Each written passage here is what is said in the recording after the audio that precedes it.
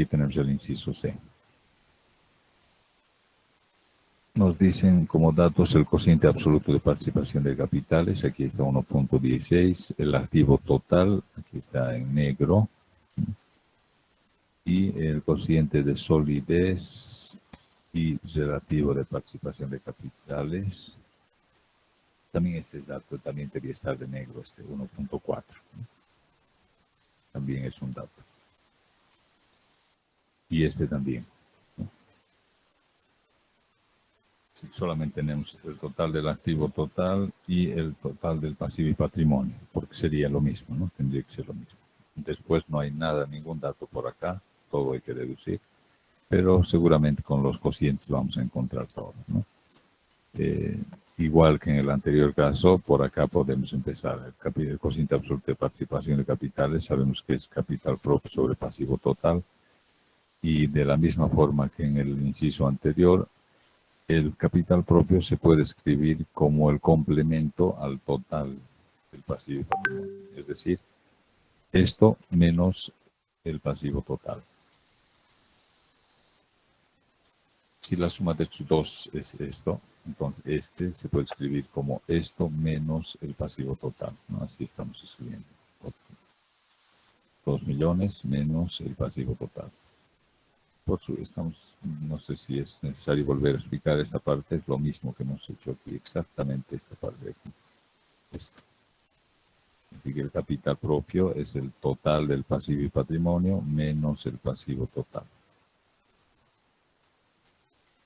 Ahí está. Entonces de aquí es una ecuación, una sola incógnita que es el pasivo total y despejamos fácilmente. Multiplican esto acá, esto va a sumar, sería 2.16 de pasivo, el 2.16 pasa a dividir a estos 2.160.000 y da 1.150.000. Que sería el pasivo total. Sabiendo por diferencia hallamos el capital propio, ¿no? Diferencia al total. Es decir, esto menos 1.150.000 da esto. Ya sabemos entonces cuánto es el capital propio y cuánto es el pasivo total.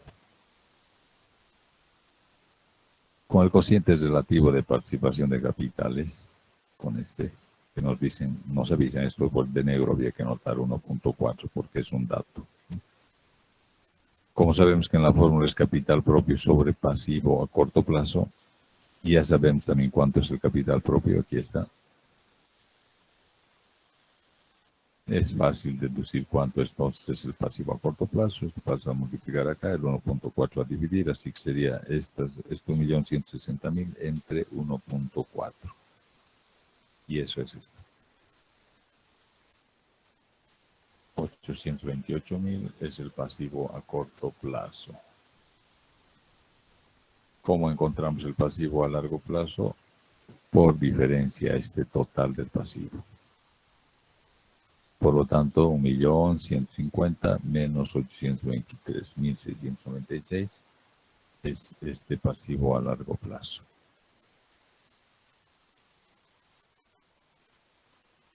Ya tenemos todo el lado derecho del balance.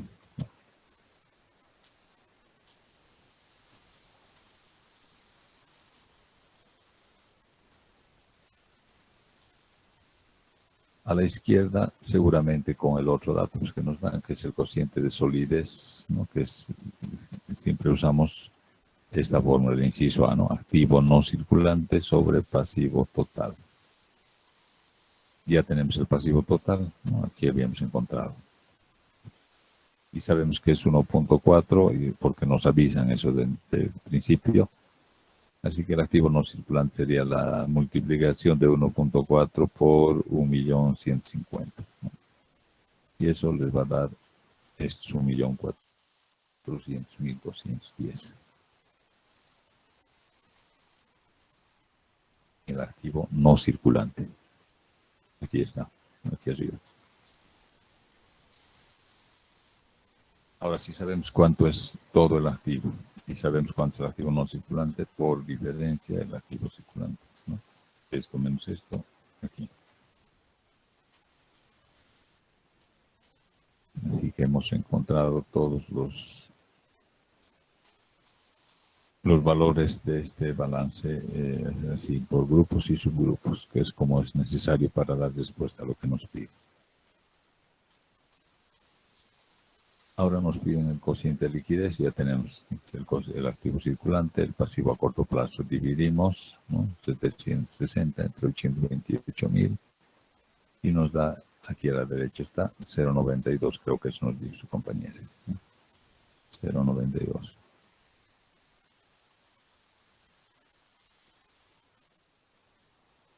Y la interpretación que en otro momento completarán, ¿no? Y eso está escrito. Luego nos piden el cociente de deudas de financiamiento y capital propio en giro, que es el mismo que el capital de trabajo. Ya tenemos también, ¿no?, que es el capital de trabajo sobre pasivo a largo plazo, dice la fórmula. El pasivo a largo plazo en el denominador es 171.454, pasivo a largo plazo que va a estar en el denominador. Y en el numerador es el capital de trabajo. Y el capital de trabajo que es igual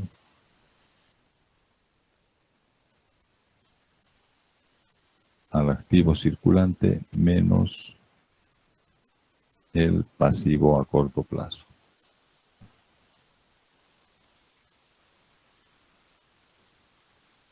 Activo circulante menos pasivo a corto plazo, ese es el capital de trabajo. La gran mayoría de las veces es positivo. Debiera ser positivo.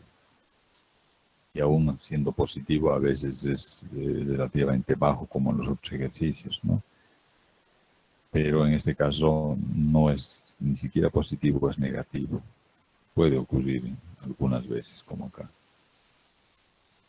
Cuando la solvencia es mala, como acá estamos viendo, menos de 2, ni siquiera 1, seguramente el capital de trabajo puede dar negativo, como acá.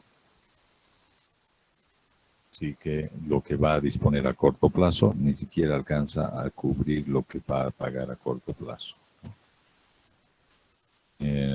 Lo adecuado en general se dice que lo que va a disponer a corto plazo sea por lo menos el doble de lo que va a pagar a corto plazo. Y aquí no es ni siquiera 1 a 1, ¿no? Es menos de 1.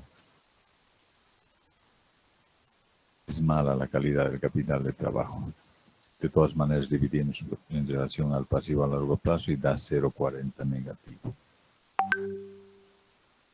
Al capital de trabajo también se conoce como capital propio en giro. En este caso no sería propio, sería capital ajeno en giro. No estamos usando a corto plazo más deudas que los recursos que tenemos, ¿no? Es decir, por ejemplo, el dinero que tenemos que pagarles a los trabajadores debemos estar usando y tenemos en el pasivo sueldos por pagar, ¿no?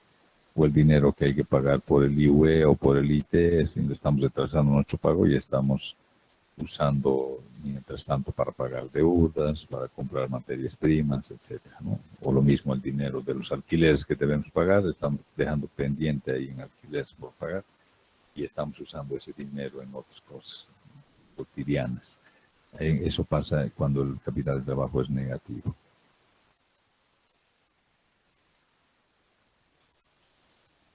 Bueno, son 3 ejemplos para ejercitar este tipo de problemas cuando hay que, en base a la relación que hay entre grupos y subgrupos del propio balance, encontramos las incógnitas, ¿no?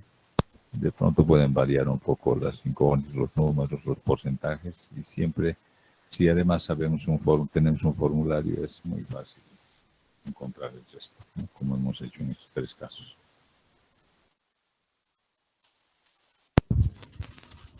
Hasta aquí es entonces el examen. Hubiéramos hecho la práctica 3 más, pero nos va a quitar un poco más de tiempo, así que solo en base a la práctica 4, a la 2, a la 4 y a esta práctica 5, ¿no? No sé si ahora teníamos que destinar el resto de la clase para algunas dudas que tengan y para el examen, ¿no? Que sería mañana. No sé si alguien tiene alguna duda.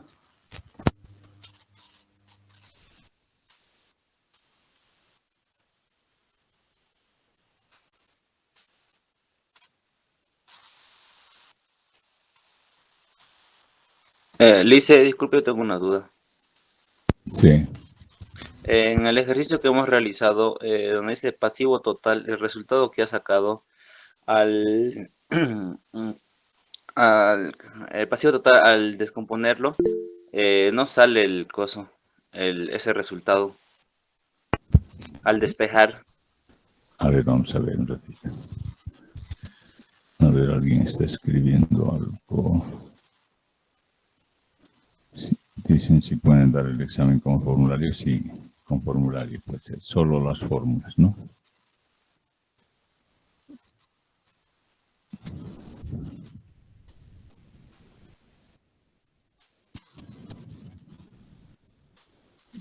Aquí dices 1.150.000. Sí, licenciado. Ya. A ver, entonces, primero, ¿cómo nos dan este total? Este total se puede, ya sea el capital propio o el pasivo total, se puede escribir en función de este total, ¿no? El capital propio, como aquí están viendo, es igual a este total menos el pasivo total, ¿no?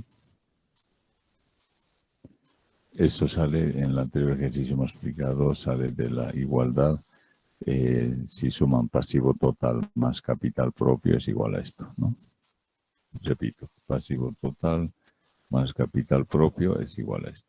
Y si ahí despejamos el capital propio, va a ser a la derecha está esto y a la izquierda pasa a restar el pasivo total, ¿no? Así sería. Pues en vez de capital propio escribimos esto. La fórmula dice el cociente capital propio, que es esto, sobre pasivo total. Y aquí al despejar tendría que dar esto, ¿no? A ver, a menos que estén ahí los demás si pueden tomar su calculadora. De esta partecita de aquí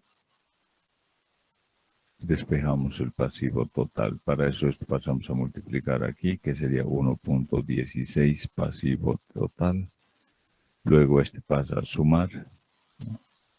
Hiciera 1.16 más un entero de este sería 2,16 del pasivo total.